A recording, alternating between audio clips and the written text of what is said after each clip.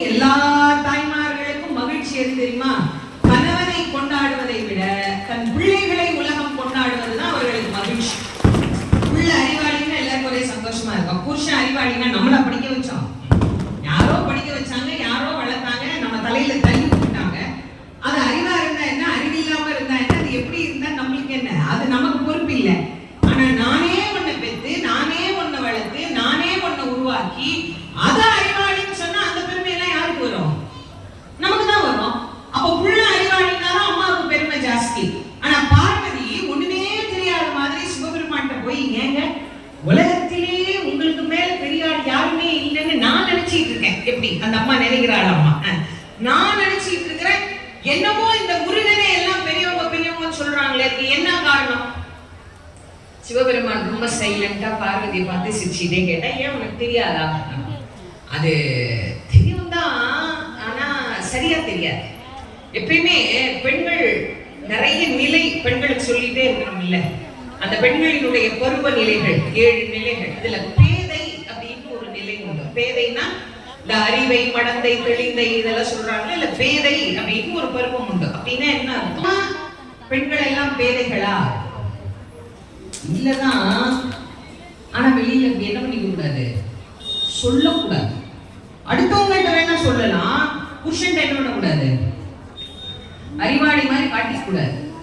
காரைக்கால் அம்மையார் தனக்கும் சிவபெருமானுக்கும் உள்ள அன்பையும் பக்தியையும் ஒரே ஒரு முறை வெளிப்படுத்தி காட்டினார்.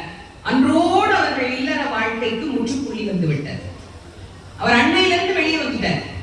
தன் மனைவி கடவுளிடத்தில் இருந்து ஒரு பழம் பெறுவதற்கு தகுதியானவர் அப்படின்னு அவர் நினைச்ச பிறகு அவர் மனைவின்னு நினைக்க முடியுமா? முடியாது. அதனால ஒரு மனைவி நல்ல மனைவியா இருக்கணும்னா அவளுக்கு என்ன தெரியுமா இலக்கணம்? புருஷன் எது கேட்டாலும் தெரியாது. ஐயா தெரியாது, ஐயா இது தெரியுமா? எனக்கு தெரியாது, நீங்க சொல்லுங்க நான் தெரிஞ்சுக்கிறேன். நீங்க அதெல்லாம் சொல்ல வந்தேன், அதான் எனக்கு தெரியுமே. எப்படி தெரியும்? யார் சொன்னா? யார் மூலமா தெரிஞ்சுக்கிட்டேன்? இதெல்லாம் நமக்கு எதுக்கு? தெரியும்னு சொல்லி ரொம்ப வாங்கி கட்டிக்கிறதுக்கு, தெரியாதுன்னு சொல்லி நல்ல பேரை வாங்கிக்கணும். அதனால அதுக்கு பேர் என்ன? பேதை பருவம்னே வச்சாங்க. எல்லாம் தெரியும் ஆனா பேதை. அப்போ பார்வதி நமக்கு எல்லாம் தலைவி, அம்மா வழிதான் பிள்ளைங்க நம்ம எல்லாம். அப்ப அம்மா எப்படி இருப்பா? அம்மா சொன்னா, ஏதோ தெரிஞ்ச மாதிரி இருக்கு சாமி, ஆனா எனக்கு சரியா தெரியல. அப்போ சிவபெருமான் சொல்றாரா முருகனின் பெருமைகளை. முருகன் எவ்வளவு உயர்ந்தவர் அப்படின்னு சொல்றார். எனக்கு 5 முகம், உன் மகனுக்கு 6 முகம். வேதங்கள் என்னை வாழ்த்துகிறது. அது வேத மந்திரத்தில் ஒரு முறைதான் என்னை சொல்லுகிறது. நமோ அஸ்து சதாசிவ ஓம் அப்படின்னு சொல்லுகிறது. ஆனால் முருகனை சொல்ல வருகிற வேதம் 3 முறை சொல்லுகிறது. நமோ அஸ்து சுப்பிரமணியோம், சுப்பிரமணியோம், சுப்பிரமணியோம் 3 முறை சொல்லிருச்சு. 3 முறைக்கு மேல் சொல்லக்கூடாது என்பது வேதத்தின் சட்டம். ஆனாலும் அந்த சுப்பிரமணியத்தை சொல்லணும்னு அதுக்கு ஆசையாமா.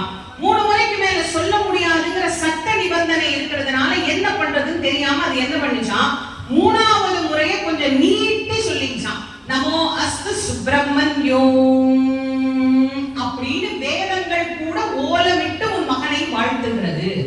ஓ, அவன் வலிமையானவன் கூட அப்படின்னு சொல்றாங்களே. ஆமா, எனக்கு மேருகிரி என்கின்ற மலை வில்லாக இருக்கிறது. ஆனால் உன் மகனுக்கு மேருகிரி என்கின்ற மலை எலுமிச்சம்பழம் மாதிரி மேலுக்கு மேல இருக்கு. அப்ப யாருக்கு ஆற்றல் கூட? என்னை விட உன் பிள்ளைக்கு தான் ஆற்றல் கூட. வேல் வைக்கிறோம் இல்லையா, வேலை சும்மா வைக்க கூடாது. இப்ப சில பேர் வேலை இஷ்டத்துக்கு வாங்கி எப்படி வேணா வைக்கலாம், எதுல வேணா வைக்கலாம். அன்னைக்கு பார்க்க ஒரு ஸ்கூட்டர்ல வேல் இருக்கு, பைக்கு மேல வேல் இருக்கு, சைக்கிள்ல வேல் இருக்குது, வீட்டுல வேல் இருக்குது, எல்லாம் கார்ல எல்லா பக்கமும் வேல் வேல் வேல் வேல் வேல். எங்க பார்த்தாலும் ஒரே வேல். சந்தோஷம் தான், கொண்டாடலாம், மகிழ்ச்சியா கொண்டாடலாம். ஆனா அதுக்குன்னு ஒரு நியதி இருக்கு. எந்த அளவு வைக்கணும், அதுக்கு பராமரிக்கணும். அது ஒன்றும் சாதாரண பொருள் இல்லை, அது ஒரு ஆயுதம். ஆயுதத்தை ஆயுதம் மாதிரி பயன்படுத்தணும். அதை பக்தர்கள் வழிபடுகிற போது அதை வழிபடு பொருளாக பயன்படுத்தணும்.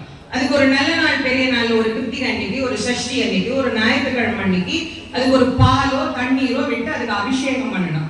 ஒரு அளவுக்கு மேல உயரமா இருந்ததுன்னா அதனுடைய முனையை அப்படியே கூடா வைக்க கூடாது. அதுக்கு மேல ஒரு எலுமிச்சம்பழம் வைக்கணும். அப்பதான் அது ஆயுதம் இல்லாது அருள் புரியக்கூடியதாக இருக்கும்.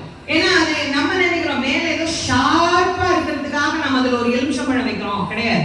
வேலுக்கு மேல எலுமிச்சம்பழம் வைக்கிறதுக்கு காரணம் என்ன தெரியுமா? முருகனுடைய ஆற்றல் என்ன என்பதை காட்டுவதற்கு. அவர் கையில வேலை பிடிச்சிருக்கிறார்.